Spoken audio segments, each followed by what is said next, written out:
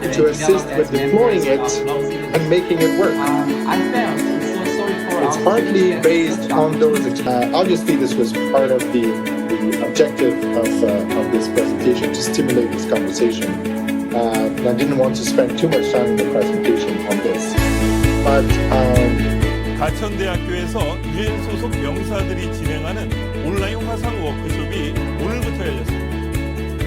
주제는 UN 평화유지 체제와 기후변화, 반부패 활동 등이며 강연과 질의응답으로 진행됐습니다.